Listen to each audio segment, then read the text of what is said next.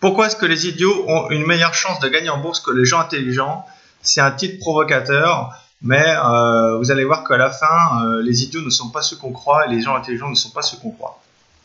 Donc, en partant du principe que quelqu'un d'intelligent, c'est quelqu'un qui aime bien réfléchir, qui aime bien mentaliser et qui aime bien donc s'informer et essayer d'interpréter la réalité. Et c'est là où il y a le problème. Où il y a un problème qui arrive, c'est que au moment où il essaie d'interpréter la réalité, il y a des biais qui rentrent en compte dans son jugement. Parce qu'il va, donc en première phase, il va chercher l'information, en deuxième phase, il va l'interpréter, et en troisième phase, il va chercher à prendre des décisions de trading en fonction du jugement qu'il aura émis par rapport aux informations qu'il a reçues. Au moment où il commence à interpréter les informations, il y a un biais qui rentre en compte et qui nous pourrit la vie à tous en tant que trader. Et même ça vous impacte dans la vie privée parce que c'est vraiment universel, hein, c'est pas que dans le trading. Ça s'appelle le biais, en anglais c'est framing, on pourrait traduire ça par cadre d'interprétation, ou ouais, interprétation, erreur d'interprétation.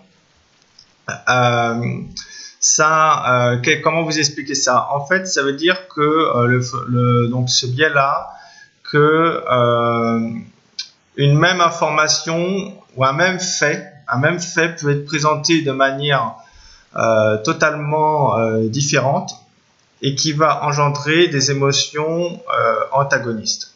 Alors, je prends des exemples, ça va être plus simple, parce que ces émotions, hein, ces émotions en fait peuvent vous faire acheter ou vendre le même actif en fonction de la manière dont l'information vous est présentée, ce qui fait en général le chou gras des médias et des professionnels qui les dirigent. Je vous prends un exemple, c'est plus simple. Vous êtes malade, vous allez voir un médecin et ce médecin vous dit voilà, je vous donne ce médicament, il a 90% de chances de vous guérir. Donc là, vous sortez, vous êtes plutôt positif par rapport à ce qu'il vous a dit. Vous dites, bon, 90% de chances de guérir, il faudra vraiment que je n'ai pas de bol pour que je sois dans les 10%. Vous allez chez un autre médecin, vous êtes toujours malade et il vous dit, bon voilà, je vous donne ce médicament, il a 10% de chances de vous tuer. Là, vous allez dire, oh là, c'est pas, là, je préfère aller chez l'autre médecin, quoi, et prendre l'autre médicament. Le problème, c'est que le médicament, c'est exactement le même. Les chiffres sont les mêmes, sauf qu'ils sont présentés de deux manières. Voilà. Donc ça, en fonction de chez quel médecin vous êtes allé, vous allez avoir plutôt envie de prendre le médicament qui a 90% de chance de probabilité de vous guérir plutôt que celui qui a 10% de chance de vous tuer. Et pourtant, c'est exactement le même. Voilà, ça c'est un exemple de manipulation qui peut y avoir. Dans la finance, par exemple, pour prendre un autre exemple, vous avez 100 000 euros à investir, vous allez chez un conseiller financier, il va vous dire, bon voilà, à long terme, de toute façon, la classe d'actifs qui performe le mieux, c'est les actions à rapport de 9,91% depuis 1927.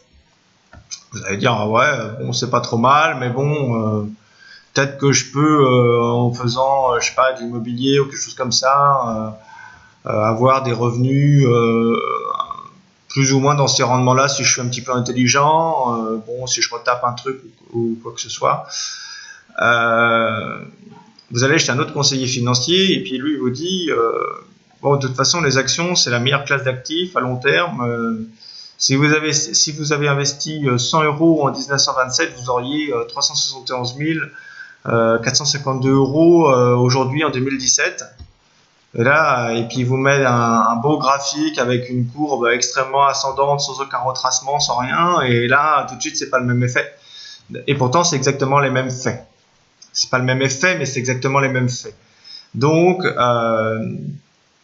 des faits présentés de manière totalement différente vont engendrer des actes d'achat ou de vente totalement différents, alors que les faits ne bougent pas. Et c'est là où le problème est, c'est que les médias ont tendance à manipuler donc la masse, hein, pour les orienter dans des décisions de trading que, à l'inverse, les pros vont faire l'inverse, c'est-à-dire que quand ils crient à la panique, etc., c'est la faillite de la France ou que sais-je, en général, les pros sont en train d'acheter tranquillement et de se gaver en bonne valeur pour profiter du prochain mouvement aussi. C'est pour ça que quand on commence à chercher à interpréter et à juger par soi-même, c'est très difficile de ne pas se faire avoir. Donc il y a une première solution à ça, justement pour contourner ce biais de framing qui nous pourrit la vie, parce que c'est vraiment ça intervient tous les jours sans arrêt. Voilà. En plus il y a les humeurs, etc. Ça fait partie d'autres biais. Mais il y a ce problème-là. Donc la première solution que je vous propose, c'est moi que j'ai adopté déjà il y a plusieurs années, c'est d'adopter vraiment un système, donc une stratégie mécanique comme un processus de fabrication avec étape par étape, une liste d'étapes par étape qui va et chaque étape est backtestée et mathématiquement prouvée sur de longues périodes de temps. Donc ça peut être étape 1, sélectionner, mise en place de tels critères de sélection. Une fois que ce critère de sélection est validé, ça va être étape 2, on met en place un autre critère encore qualitatif, etc. Et ça pendant toute une liste d'étapes. Et ça, cette liste d'étapes va rester la même dans le temps. Elle va pas bouger et le but de ça, c'est qu'elle repose uniquement sur des faits mathématiquement prouvés et probabilistes. Elle va pas s'occuper des médias, des machins, des trucs. Donc ça permet vraiment de contourner. Il faut vraiment s'y tenir à ça. C'est-à-dire que c'est le modèle, il faut faire ce que le modèle dit et c'est tout. Le problème, vous allez voir, c'est que quand vous allez chercher à mettre en place ce modèle-là, vous n'allez pas toujours être d'accord en fait avec ce que le modèle dit. Et c'est là où le problème arrive en général, c'est que vous n'êtes pas d'accord parce que justement vous avez lu quelque chose qui va à l'encontre de la vie des mathématiques, du modèle mathématique que vous avez, et en général là on commence à tripatouiller et à vouloir faire autrement, et à long terme c'est pas viable parce qu'on sait bien que ça a été prouvé statistiquement par plusieurs études que les modèles mathématiques sont beaucoup plus puissants en termes de rendement que le jugement humain, hélas. Alors quand je vous dis modèle mathématique, c'est pas un truc, un algorithme super compliqué, etc. Vous voyez, en tant que particulier, il est tout à fait possible de faire ça à la main en utilisant un screener, et voilà, et de rester sur quelque chose de simple, mais en revanche toujours mathématiquement prouvé. D'ailleurs, j'en parle dans ma formation. Si vous voulez, il y a un lien en dessous la vidéo qui reprend. D'ailleurs, ça, c'est les deux facteurs les plus puissants du marché et qu'on ajoute après un critère d'analyse technique. Bon, c'est une très bonne introduction à ça. Et la deuxième solution, et là c'est là où il y a un deuxième, comment dire ça, là c'est là où il y a vraiment beaucoup de traders qui échouent et c'est très difficile en fait.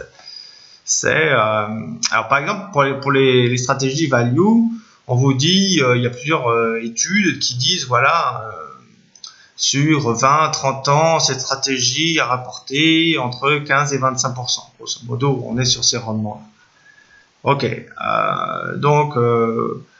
mais ce qu'on vous dit pas, c'est que pour pouvoir, si vous voulez mettre en place ces stratégies, pour pouvoir bénéficier de ces rendements-là, eh bien, il va falloir exécuter un nombre d'opérations suffisant pendant un laps de temps suffisant. C'est-à-dire qu'il va falloir exécuter au moins une cinquantaine d'opérations minimum pendant au moins une année, quoi. Pendant au moins une année, et en général, on parle plutôt des périodes sur 3 ou 5 ans pour bénéficier réellement des probabilités de la stratégie.